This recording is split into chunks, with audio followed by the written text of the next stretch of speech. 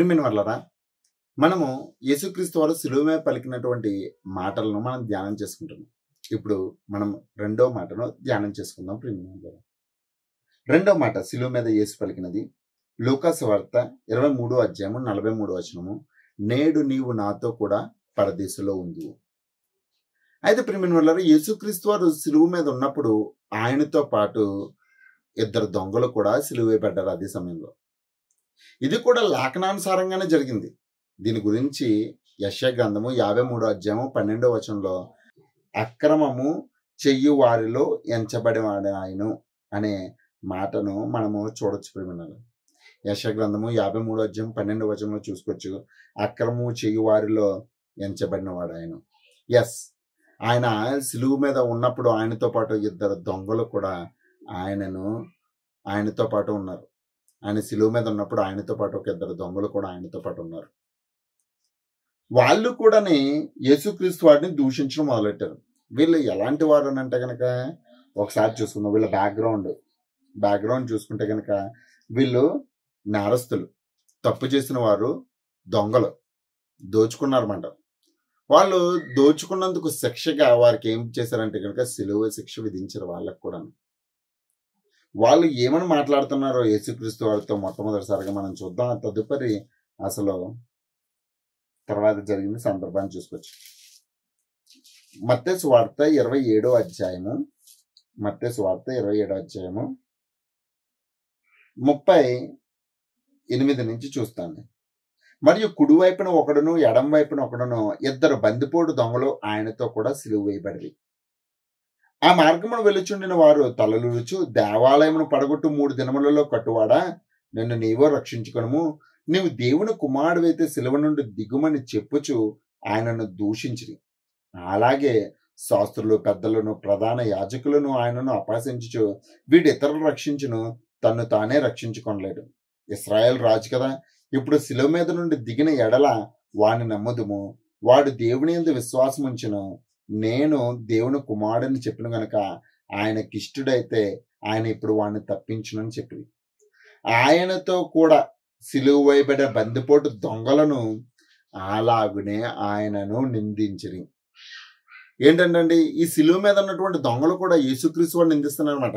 ఏమని అంటే కనుక, ఇదిగో నువ్వు సిలువ మీద నుంచి దిగి మమ్మల్ని కూడా దింపు, నిన్ను నువ్వు రక్షించుకో. ఆ నాటకాలలో చనిపోయిన వాడిని లేవనెత్తావు కదా, అలాగే నిన్ను నువ్వు రక్షించుకో. దేవాలయాన్ని పడగొట్టి 3 దినాల్లో లేపుతానన్నావు కదా, అలాగా లేపు, మమ్మల్ని అందరికి మాకు కూడా ఒక సూచక్రియ చూపించు అన్నట్టుగా సిలువ మీద ఉన్నటువంటి దొంగలు కూడా అడుగుతున్నాడు. వీళ్ళు ఏం అడుగుతున్నారంటే ఆ సిలువ బాధను తట్టుకోలేక ఆ సిలువ నుంచి విడుదల కావాలని కోరుకుంటున్నారు. ప్రియమైన వాళ్ళ వీళ్ళు కూడా మొట్టమొదటిసారిగా యేసును దూషించిన వారే. ఆ బాధ భరించలేక ఆ శారీరక బాధ, మానసిక బాధ, చనిపోతున్నప్పుడు మనిషి హృదయంలో కలిగినటువంటి బాధకి మనిషి ఏం మాట్లాడతాడో వాడికి వైనం లేదు. అలాగా వీళ్ళు కూడా యేసుక్రీస్తు వాడిని నిందించడం, వీడు తప్పు చేశాడు, వీడు దోచుకున్నాడు, అనేక మందికి నష్టపరిచాడు, ప్రభుత్వానికి వ్యతిరేకంగా లేచాడు కాబట్టి వాడికి సిలువ శిక్ష వేసించారు. లేకపోతే సిలువ శిక్ష వేయాల్సినటువంటి అగత్యమే వాళ్ళకి లేదు కదా. వాళ్ళు జరిగించినటువంటి క్రియకు ఆ శిక్ష సరైనదే. అయితే ఇలాగా జరుగుతున్నటువంటి సందర్భంలో ఇద్దరిలో ఒక దొంగకి ఒక రకమైనటువంటి మార్పు యేసుక్రీస్తు వారి యొక్క మాటల్లో కనిపించింది, ఆయన యొక్క ప్రవర్తనలో కనిపించింది అన్నమాట. దాన్ని ఒకసారి చూసుకోవచ్చు. లూకా సువార్త 23వ అధ్యాయంలోకి వెళ్తే, లూకా సువార్త 23వ అధ్యాయము 39వ వచనం. వేలాడబడిన ఆ నేరస్తుల్లో ఒకడు ఆయనను దూషించు, నువ్వు క్రీస్తువు కదా, నిన్ను నీవు రక్షించుకొనుము, మమ్మను కూడా రక్షింపమని చెప్పను. ఇంకోండి, ఇద్దరిలో ఒకడైతే నిన్ను నువ్వు రక్షించుకుని మమ్మల్ని కూడా రక్షించని చెప్పేసి అంటున్నాడు. అయితే రెండో వాడు వాడిని గద్దించి, రెండోవాడు అన్నాడు, ఇద్దరిలో ఒకడైతే మమ్మల్ని రక్షించని అడుగుతుంటే రెండోవాడు వాడిని గద్దించి, నీవు ఇదే శిక్షా విధిలో ఉన్నావు గనక దేవునికి భయపడవా, మనకిది న్యాయమే, మనము చేసిన వాటికి తగిన ఫలము పొంది ఉన్నాము గాని ఈయన ఏ తప్పిదమును చేయలేదని చెప్పి ఏంటంటే అండి, రెండో వాడికి ఒక రకమైనటువంటి నమ్మకం యేసుక్రీస్తు వారి సిలువ మీద ఉన్నప్పుడు కలిగిందండి. కలిగింది. ఈయన యందు ఏ తప్పిదమో కనిపించడం లేదు. ఈయన అంటే ఈ దొంగకి ఆల్రెడీ యేసుక్రీస్తు వారి గురించిన ఒక అవగాహన ఉంది. యేసుక్రీస్తు not a normal person, is a celebrity those time మాట. ఆయన ఎక్కడికి వెళ్ళినా గుంపులు గుంపుల కింద జనాలు వచ్చేస్తుండేవారు. శాస్త్రులు, ప్రధాన యాజకులు అందరూ కూడా ఆయన గురించే చర్చ. ఆయన సూచక్రియలు కానీ, ఆయన అద్భుతాలు కానీ ఆనాటి కాలంలో తెలియని వారంటూ ఎవరు లేరు ప్రియమైన వాళ్ళరా. అయితే ఈ దొంగ కూడా యేసుక్రీస్తు వారి గురించి వినుంటాడు. అయితే ఈయన పడినటువంటి బాధన, ఈయన కోసం వచ్చినటువంటి ఆ నాటకాల్లో వచ్చినటువంటి సిలువ దగ్గరికి వచ్చినటువంటి జనాలు కానీ, వాళ్ళు వేడుస్తున్నటువంటి ఏడుపులు కానీ ఇవన్నీ చూసినటువంటి దొంగ ఈయనకి అర్థమైపోయింది, ఈయన ఏ తప్పు చేయలేదు, మనకైతే ఈ శిక్ష సరైనదే. అయితే అంటున్నాడు, ఈ దొంగ అంటున్నాడు అన్నమాట, ఈయన్ని పక్కన పెట్టేశాడు. ఇక్కడ చూడండి, ఇద్దరు దొంగలు కూడా చాలా వ్యత్యాసం ఉంది చూసారా. ఇద్దరు కోరుకునే కోరికల్లో వ్యత్యాసం ఉంది ప్రియమైన వాళ్ళ. ఒక దొంగ భౌతికమైన విడుదల కోరుకుంటున్నాడు, రెండవ దొంగ అభౌతికమైన విడుదల కోసం అడుగుతున్నాడు యేసుని. మొదటి దొంగ సిలువ మీద నుంచి నువ్వు రక్షించుకొని నన్ను కూడా రక్షించని భౌతికమైనటువంటి విడుదలను కోరుకుంటే, రెండవ దొంగ అడుగుతున్నాడు ఆయనను చూచి, యేసు నీవు నీ రాజ్యంలోనికి వచ్చినప్పుడు, నీ రాజ్యముతో వచ్చినప్పుడు నన్ను జ్ఞాపకం చేసుకున్నామనను. నన్ను జ్ఞాపకం చేసుకో, నాకు ఈ విడుదలొద్దు, కాకపోతే నువ్వు రాజ్యంతో వస్తా చూసా, ఆ విడుదల నాకు అనుగ్రహించను. ఏమని జ్ఞాపకం చేసుకోవాలి అసలు? ఏమన్నా మంచి క్రియలు చేయించాడు ఈ దొంగ అన్నని? ఏమండి, కీర్తనకారుడు అంటూ ఉంటాడు, నువ్వు కలగజేసిన సూర్యచంద్ర నక్షత్రములను, నువ్వు కలగజేసిన ఆకాశమును చూడగా మనుష్యుని జ్ఞాపకం చేసుకుంటకు వాడే పాటివాడు. ఎటువంటి ఏమన్నా మంచి స్వార్థ కార్యక్రమాలు చేశాడా, లేదంటే ప్రభు పక్షంగా నిలబడ్డా, ఏం జరిగించాడని ఈ దొంగని ప్రభు అయినటువంటి యేసుక్రీస్తు వారి జ్ఞాపకం చేసుకోవాలి ప్రియమైన వాళ్ళ. ఏదో ఒకటే ఉండాలి కదా. ఫర్ ఎగ్జాంపుల్, రాజకీయ నాయకులు వచ్చారు అనుకోండి, ఉదాహరణ చెప్తున్నాను, ఒక సెలబ్రిటీ పర్సన్ వచ్చాడు, చాలా మంది వస్తూ ఉంటారు. అందరిలో ఈ వ్యక్తిని గుర్తుపెట్టుకోవాలంటే ఈ వ్యక్తి కంటూ ఒక ప్రత్యేకత ఉండాలి కదా. ఆ ప్రత్యేకత లేకపోతే ఆ వ్యక్తిని గుర్తుపెట్టుకోవడం అసాధ్యం కదా. అందుట్లో నువ్వు అడుగుతున్నది ఏమి నార్మల్ రిక్వెస్ట్ కూడా కాదు, ఇది చాలా గొప్ప రిక్వెస్ట్ అడుగుతున్నాడు. ఏంటి, నీ రాజ్యంతో వచ్చినప్పుడు నన్ను జ్ఞాపకం చేసుకోమని చెప్పేసి. ఆయన రాజ్యంలో ఉండేది ఎలాంటి వాళ్ళు అనుకున్నారు? అబ్రహాము లాంటి నీతిమంతులు ఉంటాడు, ఇస్సాకు లాంటి నీతిమంతులు ఉంటారు, యాకోబు లాంటి నీతిమంతులు ఉంటారు, సమూయేలు, తర్వాత వచ్చేసి అనేక మంది ప్రవక్తలు ప్రభుపక్షంగా నలిగిపోయి, ప్రభుపక్షంగా నిలబడి, ప్రభుపక్షంగా చనిపోయిన వారి యొక్క వాళ్ళు ఉండేటువంటి ప్రదేశంలో యొక్క అలాంటి పరలోక రాజ్యంలో ఈ యొక్క దొంగ ఉండాలని కోరుకుంటున్నాడు. అభౌతికమైనటువంటి విడుదలను అడుగుతున్నాడు యేసుక్రీస్తు వారిని. అంటే హిజ్కియా కూడా ప్రార్థన చేశాడు. మనం దాని గురించి చూసుకొచ్చి 2వ రాజుల గ్రంథం 20వ అధ్యాయము మనం చూసుకున్నట్లయితే ప్రియమైన వాళ్ళరా, అక్కడ హిజ్కియా అడుగుతున్నాడు, ఏదన్నా దేవుణ్ణి అడగాలంటే మనకంటూ ఒక అర్హత ఉండాలి కదా. ఇదిగో హిజ్కియా అడుగుతున్నాడు ఇక్కడ 20వ అధ్యాయము 3వ వచనం, యెహోవా యథార్థ హృదయుడినై సత్యముతో నీ సన్నిధి నేను ఎట్లు నడుచుకుంటునో, నీ దృష్టికి అనుకూలంగా సమస్తమును నేను ఎట్లు జరిగించుతునో కృపతో జ్ఞాపకం చేసుకో. ఇదిగో నీ పిల్లలైనటువంటి వారిని నేను రాజ్య పరిపాలన జరిగిస్తున్నప్పుడు నేను ఎంత యథార్థంగా నీ యందు భయభక్తులు కలిగి నేను జీవించానో, ఆ జీవించిన దాన్ని బట్టించి నేను ఏ విధంగా అయితే నేను నా బ్రతుకులు మార్చుకున్నానో, అనేక మందికి మంచి జరిగించానో, వాటన్నింటినీ జ్ఞాపకం చేసుకొని ఈ మరణకరమైన దాని నుంచి నన్ను తప్పించు అని చెప్పేసి హిజ్కియా అడిగాడు. అంటే ఒక క్వాలిఫికేషన్ ఉంది. మరి దొంగకి ఏముందండి క్వాలిఫికేషన్? అది అడుగుతుంది కూడా మామూలు రిక్వెస్ట్ కూడా కాదు, అది కూడా చావు ముందున్నప్పుడు యేసుక్రీస్తు వారిని అడుగుతున్నటువంటి సందర్భం. అప్పుడు అంటున్నాడు ఆయన, అందుకు ఆయన వానితో, నేడు నీవు నాతో కూడా పరదేశంలో ఉందువు. ఇప్పుడు దేవుడు ఏమిచ్చేసాడు? వరం ఇచ్చేసినట్టే. పరదేశంలో ఉంటాడంటే పరలోకానికి ఇచ్చేసినట్టే. అయితే ప్రియమైన వాళ్ళారా, అసలు ఈ దొంగకి అంత ఆధిక్యత చాలా మంది మనకు కూడా అనిపిస్తుంటది. మనం కూడా లాస్ట్ మినిట్లో దొంగలాగా మారిపోదాం అని చెప్పేసి చాలా మందికి దొంగ ఆలోచనలు వస్తుంటామాట. అంటే అంత సత్యం తెలిసినప్పటికీ కూడా అన్నింటి మీద అవగాహన ఉండి కూడా యేసుక్రీస్తు వారి గురించి, ఆయన తీర్పుని గురించి, పరలోకం గురించి, నరకం గురించి పూర్తి అవగాహన ఉన్నప్పటికీ కూడా చాలా మంది రక్షణ పొందడానికి వెనకడుగేస్తుంటారు ప్రియమైన వాళ్ళ. సిలువ మీద దొంగ మారిపోయినట్టుగా నేను లాస్ట్ మినిట్ లో మారిపోతానని అనుకుంటారు. లాస్ట్ మినిట్ లో మారడము అసాధ్యం ప్రియమైన వాళ్ళ. అది అంత ఈజీ అయింది ఏం కాదు. సిలువ మీద ఉన్నటువంటి దొంగ పొందుకున్నటువంటి రక్షణతో నీ రక్షణ కంపేర్ చేసుకో, దానికన్నా బెటర్ గా నువ్వు ప్రవర్తించవచ్చు. సిలువ మీద ఉన్నట్టు దొంగతనం నేడు క్రీస్తు వారు అంటున్నాడు, నేడు నీవు నాతో కూడా పరదేశంలోకి ఉంది. ఎప్పుడో కాదు, ఇప్పుడే నేను పరదేశం తీసుకెళ్ళిపోతానని చెప్పేసి యేసుక్రీస్తు వారు అభ్యసిస్తున్నారు ప్రేమ వల్ల. చూద్దాం అసలు దేవుని యొక్క ప్రణాళిక ఏంటి అని అంటే కనుక రోమిలికి రాసిన పత్రికలో దేవునికంటూ ఒక క్యారెక్టర్ ఉంది ప్రేమ వల్ల.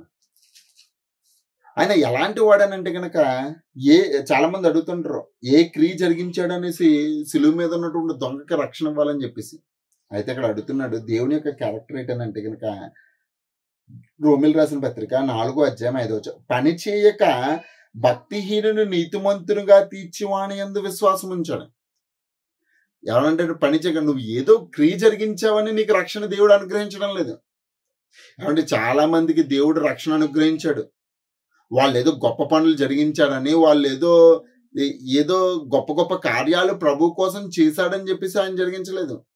ఆయన నీతిని వెల్లడిపరచడానికి, ఆయన విశ్వాస్యతను లోకానికి కనపరచడానికి పని చేయక భక్తిహీనుల్ని నీతిమంతునిగా తీరుస్తాడంట ఆయన. అలాంటి వాడు ధన్యుడు. ఆ ధన్యతలో అబ్రహాం కూడా ఉన్నాడు. అబ్రహాము దేవుని దగ్గరికి రాకముందు ఎలా ఉందో కానీ దేవుని పిలిచే సమయానికి దేవుడు మాటను అంగీకరించి వచ్చాడు, దేవుని పక్షంగా నిలబడ్డాడు. ఇదిగో దేవుడు అతన్ని నీతిమంతుడిగా తీర్చాడు. ముందు వరకు ఆయన జీవితం వేరు, దేవుడు వచ్చిన తర్వాత ఆయన జీవితం వేరు. ఆయన ముందున్నటువంటి జీవితాన్ని మనం మాట్లాడుకోవాల్సిన సందర్భం కూడా లేదు. కాకపోతే ఆయన దేవుని దగ్గరికి వచ్చిన తర్వాత ఆయన జరిగించినటువంటి విశ్వాసము, క్రియలు చాలా గొప్పవి. తన సొంత కుమారుడిని కూడా ఇవ్వడానికి వెనకలేదు. అలాంటి విశ్వాసము యేసుక్రీస్తు వారు ఆ భక్తిపరుడు, ఆ యొక్క సిలువ మీద ఉన్నటువంటి దొంగలు కనుగొన్నాడు. అతని హృదయం పగిలింది. ఎస్, నాకైతే ఈ శిక్ష సరైనది. ఏమండి, ఆనాటి కాలంలో ఎవ్వరూ అంగీకరించలేంది సిలువ మీద ఉన్నటువంటి దొంగ అంగీకరించడండి. ఆనాటి కాలంలో ధర్మశాస్త్రోపదేశకులు అంగీకరించినది, లేదంటే కనుక ఆనాటి కాలంలో ఉన్నటువంటి శాస్త్రులు, పరిసయ్యులు, లేఖనాల మీద పూర్తి అవగాహన ఉన్నవాళ్ళు అంగీకరించినది. చివరగా చెప్పాలంటే కనుక బాప్తిస్మిచ్చి యోహాను కూడా సందేహపడినటువంటి సందర్భంలో ఈ యొక్క దొంగ చాలా క్లారిటీగా ఉన్నాడు. ఈయన ద్వారానే నిత్యజీవము, ఈయన ద్వారానే పరలోక ప్రవేశం అని తెలుసుకున్న తర్వాత యేసుక్రీస్తు వారిని చివరిగా అడుగుతున్నాడు. చివరి కోరిక యేసుక్రీస్తు వారిని అడిగేశాడు, దేవుడా నువ్వు నీ రాజ్యంతో చూడడానికి జ్ఞాపకం చేసుకో అంటే యేసుక్రీస్తు అన్నాడు, ఇప్పుడే తీసుకెళ్ళిపోతా పరదేశికి. నేడు నీవు నాతో కూడా పరదేశంలో ఉంది, నేను వెళ్తున్న సమయంలో నిన్ను కూడా తీసుకువెళ్తానని యేసుక్రీస్తు వారికి అభయం ఇచ్చాడు. ఎస్, మనలో ఎంతమంది ఆ దొంగకు ఉన్నటువంటి విశ్వాస్యతను కనపరచగలం? దొంగ జరిగించడం క్రియేట్ అనుకున్నారు. యోహాను సువార్త 6వ అధ్యాయంలోనికి వెళ్తే, యోహాను సువార్త 6వ అధ్యాయము 28-29 మేము దేవుని క్రియలు జరిగించుటకు ఏమి చేయవలనగా, చాలా మంది దేవుని క్రియ జరిగించాలి, దేవుని క్రియ జరిగించుటకు ఏమి చేయవలనని అడగగా యేసు, ఆయన పంపిన వాని మందు విశ్వాసం ఉంచుటయే దేవుని క్రియ అని చెప్పను. ఆయన యందు విశ్వాసం ఉంచుటయే, ఆయన నమ్మడమే, ఆయన పంపించిన వాని యందు విశ్వాస్యతను కనుగొనడమే, అంటే విశ్వాస్యతతో ఉండడమే క్రియ. ఆ క్రియ దొంగ జరిగించాడు. ఆ దొంగ సిలువు కింద ఉన్నవాడు ఎవడు జరిగించినది, ఎవడు అడగనది, సిలువు మీద ఆయనతో పాటు ఉన్నటువంటి దొంగ అడిగినది. అది ఆయన క్రీస్తు మీద పూర్తి నమ్మకంతో సిలువు మీద ఉన్నాడు, అడిగాడు. అందుకనే ఆయన ఏమండి ఒకవేళ ఆయన బ్రతుకుంటే కనుక నాకు తెలిసి పూర్తిగా ఆయన జీవితాన్ని ప్రభు కోసం ఇచ్చేసేవాడండి. ఆ దొంగ పూర్తిగా మారిపోయాడు. ఎందుకంటే కనుక సిలువ మీద ఆయన చూపించినటువంటి ప్రేమకు ఎవడైనా ముగ్ధులు అవ్వాల్సిందే, ఇంక్లూడింగ్ నువ్వు నేనైనా సరే. మనం ఏదో గొప్పగా ఇప్పుడు నేను ఇప్పుడున్నా, లేకపోతే మీరు వింటున్న మీరైనా సరే, మీరు ఏదో గొప్పవారు అని చెప్పి దేవుడు మిమ్మల్ని ఏర్పరచుకోలేదు. దేవుని రక్షణలోకి మిమ్మల్ని పిల్లలేదు. ఏదో పని జరిగించామని కూడా చేయలేదు. ఉచితంగానే నీతిమంతులుగా తీర్చాడు. ఆయన యందు విశ్వాసం ఉంచుటయే క్రియ, దేవుని క్రియ. ఆయన యందు నమ్మకం ఉంచడమే క్రియ. ఆ క్రియను ఇదిగో ఈ సిలువ మీద ఉన్నట్టు దొంగ చూపించడం బట్టించే దొంగకు రక్షణ వచ్చింది.